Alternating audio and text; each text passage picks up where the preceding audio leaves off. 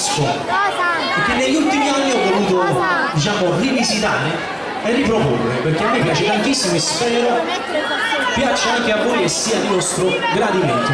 E fa così.